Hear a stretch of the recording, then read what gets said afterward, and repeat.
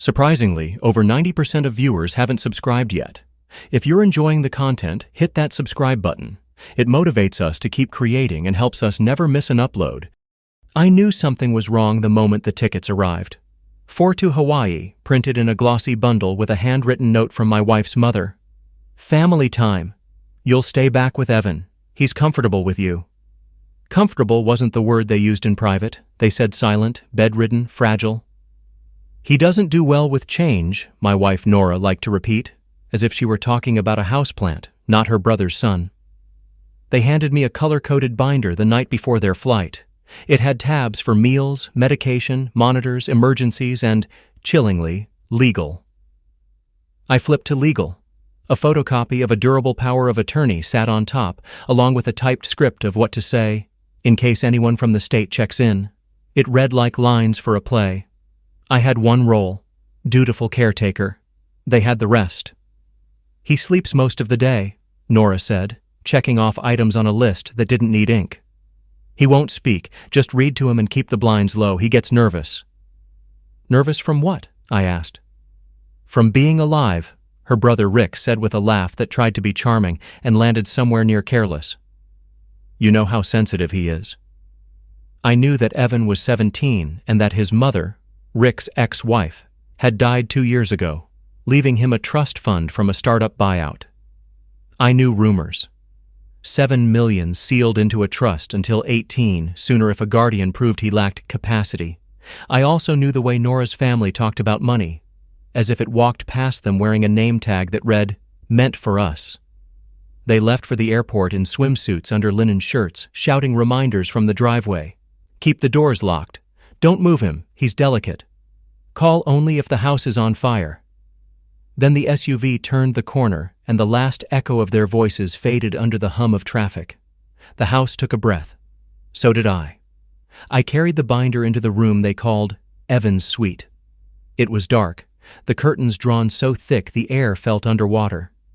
Machines stood idle on a rolling cart, screens asleep. A glass of water sat untouched beside a nest of pill bottles with labels long as confessions. On the bed, a slim figure lay still, face turned toward the wall. "Hey, Evan," I said softly. "It's just me." Silence. The kind that doesn't even rustle. I flicked the lamp to its lowest setting. "They're gone." The boy sat up.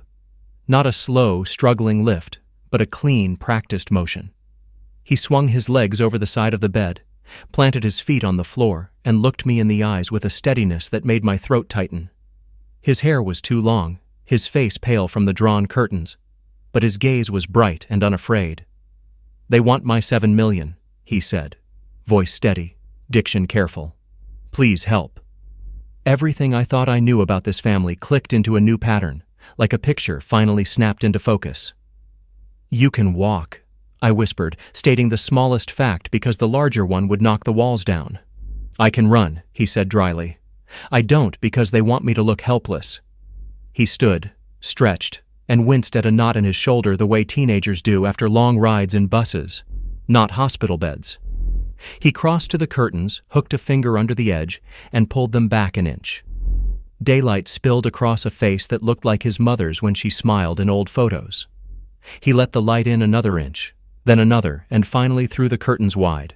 Dust hung in beams like trapped weather. He blinked against brightness with a relief that made my eyes sting. "How long?" I asked. "Months?" He squinted as if counting. "After my mom died, I shut down. I didn't talk. I barely ate.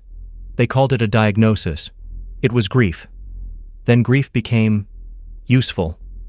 He gestured toward the pill bottles. "Half of that is placebo with labels. The rest makes me sleepy enough to look convincing. I hide the pills, the water's for show. Who knows?" He hesitated. "My mom's lawyer suspected," he said. "But she retired. The new associate sends letters that go straight to Uncle Rick's email. He deletes anything that sounds like sunlight." He exhaled. "I was going to wait until I turned 18 and walk into court. But they're accelerating. Hawaii is a distraction. They want to file while I'm incapacitated. They've got a doctor who will say I can't decide for myself." He swallowed, and some of the careful calm cracked. "I need an adult who isn't them." You've got one, I said, because there are moments in a life when you decide who you are without paperwork or applause. We didn't speak for a minute. The room filled itself with ordinary noises. The tick of a clock I'd never heard before, a distant car door, the hiss in a pipe when the air conditioning kicked. Ordinary sounds can be mercy after too much theater. Show me, I said finally. All of it. He did. He had saved screenshots of texts on a hidden phone, messages written in the smug shorthand of people who believe their shadows will protect them. Rick to Nora. Get POA stamped this week. He won't argue. Nora to their mother. We'll present it as a kindness. Judges love the word care. A draft email to a physician. We need notes that reflect consistent non-responsiveness. He showed me an envelope his mother had taped under the drawer of an old desk in his room, a place only she would think to use. Inside lay a letter in her tidy hand. If grief has a scent, it smells like paper folded years ago and opened today. My eyes blurred before I finished the first line. If anyone tries to turn your silence into a cage, remember I believed you long before the world learned how. We spread everything on the bedspread. I took photos of each page, then backed them up to an account Nora's family didn't know I had. Evan watched with the patience of someone who learned too early that haste is a luxury. What about the doctors? I asked. 2, I trust, he said. My pediatrician before Rick switched me, and a neurologist Mom liked. They know I'm fine. He looked down. They think I'm depressed. I was. Not anymore. Good, I said, because we're going to need signatures that mean something in court. We drew a battle map with highlighters from the binder because petty supplies will do in a war. Step 1, cut off the drug theater. He carried the bottles to the kitchen, dumped the contents into separate baggies, and wrote down each name for our records. Fake labels went into a folder. Real ones went down the disposal with a hiss like a snake losing its voice. He flushed twice and stood there listening to the pipes with the seriousness of a boy who has learned not to trust quiet things. Step 2. Flood the room with proof. I set up a cheap camera by the mantel and another in the hallway. We recorded Evan walking, reading headlines aloud, opening the front door, and stepping onto the porch to wave at Mrs. Alvarez from next door. She waved back. I brought her in on it because Mrs. Alvarez is the kind of neighbor who has eyes like cameras and a tongue that doesn't lie to men with badges. She said she'd testify, and then sent me home with a plate of cookies, as if justice runs better on sugar. Step 3. Secure allies. I called a friend who knows a woman who knows a lawyer who doesn't smile until the papers are filed. Her name was Delaney. She answered on the second ring, listened with the gravitas of a firefighter, and asked for names, dates, and copies. I'll file an emergency petition to remove the current POA and appoint a guardian ad litem until his birthday, she said. But I'll need a physician's statement. She gave me a number for the neurologist. Bring him in today, the neurologist's assistant said. We'll stay late. I drove Evan in the old sedan with the windows down and the music off. He sat upright, watched streets as if memorizing an escape route, and only once touched the pocket where his mother's letter lay. In the waiting room, the neurologist, gray hair, soft voice, eyes that notice, asked Evan 4 questions and then asked if he could speak to me in the hall. He's not impaired, he said. He's been constrained. I'll write it in words a judge can read without a translator. He did, right there, signing with a pen that ran out of ink, borrowing another with a joke that made Evan smile. We swung by the pediatrician's office next. I always hated losing you to the new regime, she said, signing the form as if she'd been waiting to. By sundown, we had 2 statements, a neighbor's affidavit, a video reel longer than any lie, and an attorney ready to file before Nora's plane cleared the reef. We grilled cheese for dinner because adrenaline tastes better with butter. Evan ate too with a satisfaction that made me both happy and furious on his behalf. They feed me, just not with me, he said, leaning back, hands behind his head. With me means you're not counting. We stayed up making lists. People you call when safety is a verb, people you don't. Places that count as neutral ground if meetings need to happen. Words we would use and words we would not. We practiced answers to questions we could expect. Are you sure you want to do this? Yes, are you being influenced? By my late mother's words in my own mind. Are you afraid? Of them? Less than before? Of attention? More than you think. Of silence? Never again. At midnight, we opened the binder's medications tab and replaced it with our own. A log of hours slept, meals eaten, pages read, minutes spent walking the block. I had learned from years married to that family that paper persuades people whose job is to avoid being persuaded. We were building a book without adjectives, only dates. He fell asleep on the couch at 2, the TV muttering old sitcom lines to a room that didn't laugh. I covered him with a blanket and sat by the door with a notebook on my knee because you keep watch when the thing you're guarding is a person. In the morning, Delaney texted, "Filed. Hearing set for Friday. Don't let him leave with anyone who says they're acting for his own good. Call me if anyone knocks." I printed the paperwork and taped a copy inside the hall closet, one under the kitchen sink, one in the garage, like a superstition to ward off legal storms. The house changed over the next 2 days. Evan kept time with the sun, not with the prescription schedule in Nora's binder. He sat in windows and let light redraw his face. He FaceTimed a friend he hadn't spoken to in months and said, "I'm okay." And I watched his friend wipe his eyes with the heel of his hand like relief had weight. He took the dog into the yard and threw a ball until the dog flopped over, tongue lolling, owner and animal equally astonished by space. On Thursday afternoon, he asked if I would drive him past the courthouse. "I want to see the building," he said, "so it feels real."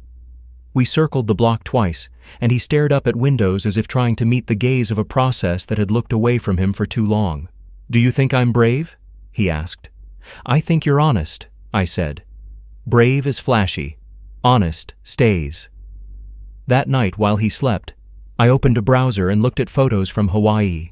Nora had posted a carousel of beaches and brunch and what she called accidental luxury, a pool that probably cost more than a roof. In the second image, she stood with a surf instructor, grinning at some joke that didn't need translation. My stomach tightened, not jealous. No, I can name jealousy.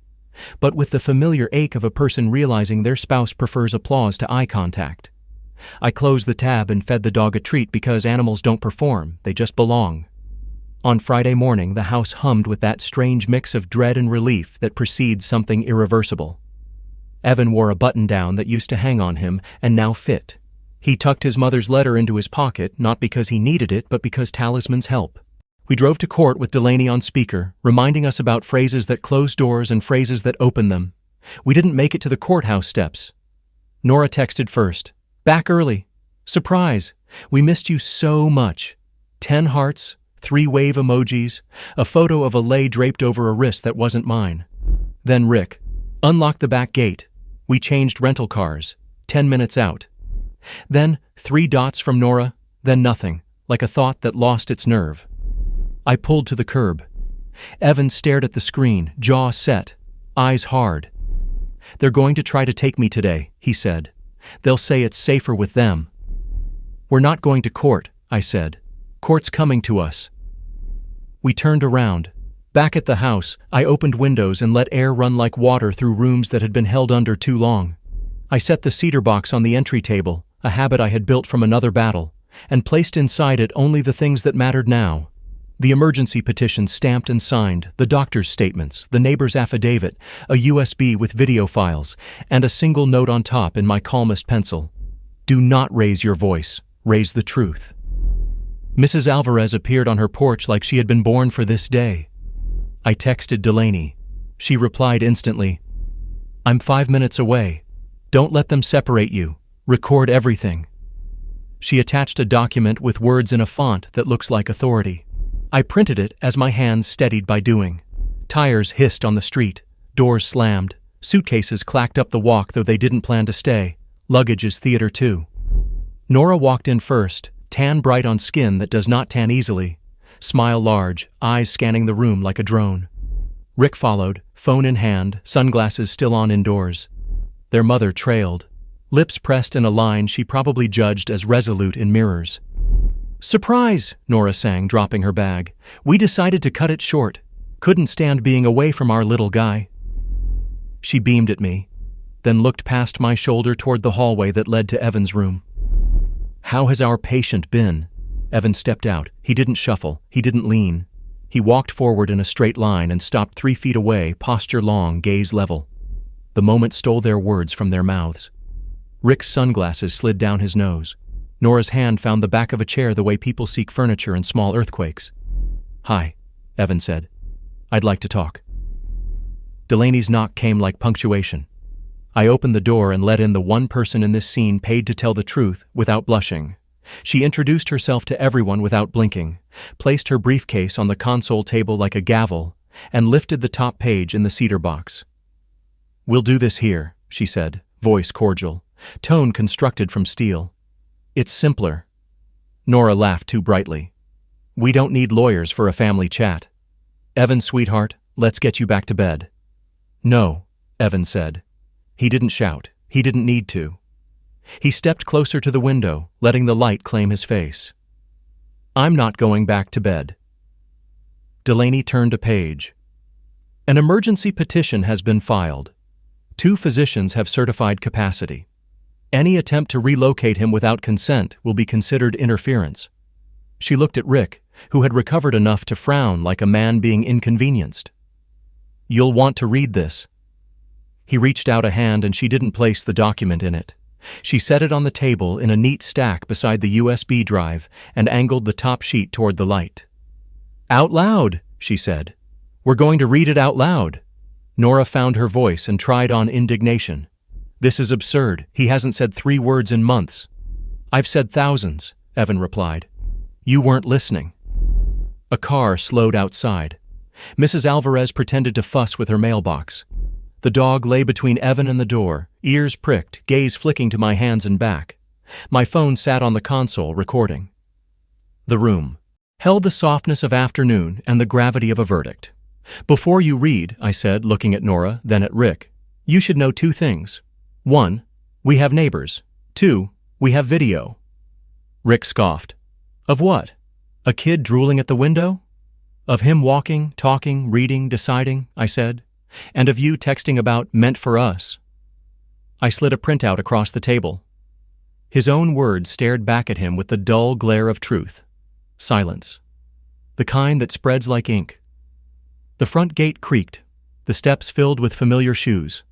The house exhaled in a chorus of small noises. Everything we had laid out on paper now had to stand up.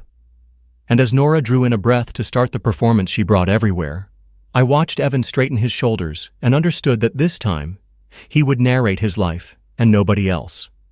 When they came back, they found not a patient, but a witness. And behind that witness, a wall built from documents and daylight. The room felt smaller than it was. Everyone stood still, like actors waiting for the curtain to rise. Nora's smile faltered first, sliding into something brittle. Rick removed his sunglasses slowly, as if clarity might behave better if he took his time. Their mother clutched her purse with both hands, knuckles whitening, as though paper inside could shield her from daylight. But the center of gravity had shifted. It was no longer them. It was Evan. He stood not by the bed they had confined him to, not slouched or mumbling, but upright, calm, the sun on his face. He looked older in that moment, as if grief had added years and clarity had given them form. "I'm not your patient," he said evenly. "I'm not broken, and I'm not property." Rick tried laughter, a hollow bark. "He's confused. This is—" "Stop," Delaney cut in. Her tone was crisp, legal steel. "Your opinions are irrelevant. 2 physicians have affirmed his competence. The court has acknowledged our petition. If you attempt to remove him or coerce him, you'll be escorted out in handcuffs." Rick's smirk trembled. He glanced at Nora for backup. Nora stepped forward, her voice sugary, the way she always spoke when she wanted to bend a situation. "Evan, sweetheart, no one is trying to hurt you. We've taken care of you since your mother passed. We love you. This lawyer is filling your head with nonsense." "No," Evan said firmly. "You tried to take care of the money, not me." Her mouth froze open. The words turned to dust before they could land. I felt my chest swell with pride and anger together. Pride at his courage, anger at how long he'd been denied the chance to speak it. Delaney flipped a document onto the table with deliberate precision. "Here is the petition. Here are the physician's letters. Here is sworn testimony from the neighbor. And here," she tapped the USB drive, "is video evidence showing Evan living, speaking, walking, deciding." Rick's jaw tightened. "So what? He can walk around. That doesn't mean he can manage $7 million. He's a kid. He needs guidance. Guidance isn't theft, Delaney shot back. And guardianship isn't a license to enrich yourself. Judges don't like guardians who salivate. Nora's mother finally found her voice, low and quivering. We only wanted stability for him. He needs family. Evan's gaze softened slightly when he looked at her. I need family that sees me, not family that hides me. The silence that followed was heavier than any shouting could have been.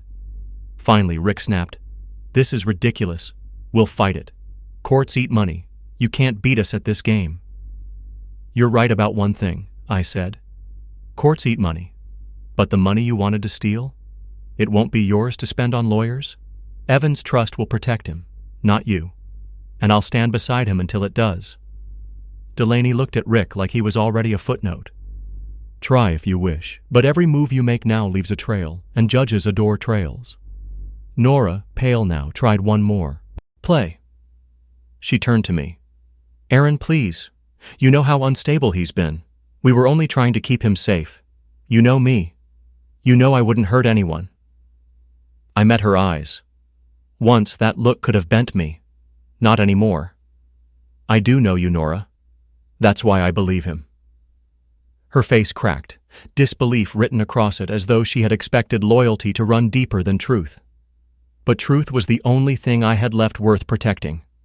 Delaney stacked the documents, slid them back into her briefcase, and closed the latch with a decisive click. We'll meet in court Monday. Until then, Evan remains here, under my firm's supervision. Any interference will be reported immediately. Do yourselves a favor. Don't test it. Rick muttered under his breath, something sharp and useless. Nora's mother tugged at her sleeve, urging retreat. And for once they listened. They gathered their bags, their bravado shrinking with every step toward the door. Nora paused at the threshold, staring back at me, her expression a cocktail of shock, betrayal, and fear. She opened her mouth, then shut it, and left. The door closed with a quiet finality. For a long moment, nobody moved. Then Evan let out a breath that seemed to come from years deep. His shoulders sagged, not in defeat but in release. The dog nudged his leg, tail wagging like it had known all along. You did it, I said softly. No, he replied. We did. Delaney smiled for the first time since she had arrived. You were braver than most adults I know, Evan. Don't forget this moment. It'll keep you strong when they try again. They will, he said simply. They'll fail, I answered. That night, Evan sat at the kitchen table and ate dinner like a free man. No schedules, no fake pills, no shadows, just food, conversation, and laughter that felt real instead of rehearsed. He asked if we could play cards. We did. He won badly and laughed even harder. Later, when he went to bed, I walked past the cedar box on the table. Inside it were papers, files, evidence. But more than that, it had become something else. A vault of truth. Truth they could never twist again. The court hearing on Monday was quick, almost anticlimactic compared to the storm before it. Evan spoke clearly, confidently, answering every question with the composure of someone twice his age. The judge listened, reviewed the evidence, and ruled without hesitation. The power of attorney was revoked, Evan's competence affirmed, and his trust remained his alone. Rick blustered, Nora sulked, their mother wept. But none of it mattered anymore. Evan had won. Outside the courthouse, reporters lingered, sniffing for drama. Evan ignored them. He looked at me, the sun warming his face, and said, I think my mom would be proud. She is, I said, and so am I. Years later, when Evan turned 18, he took full control of his inheritance. But by then, money wasn't the story anymore. Freedom was. His life became his own, shaped not by relatives with greedy eyes, but by his own choices, his own steps, his own voice. As for Nora and me, our marriage didn't survive what came to light. Trust, once cracked, rarely fits together again. But I didn't regret a thing. I had chosen the truth, and I had chosen to stand by the boy who deserved a chance to grow without chains disguised as care. Sometimes revenge isn't dramatic. It isn't a punch or a scream. It's a quiet room filled with sunlight, a boy standing tall, and the look on his family's faces when the person they thought was powerless finally spoke.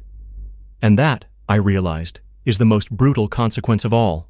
Not anger, not punishment, but the undeniable truth that ends the game forever.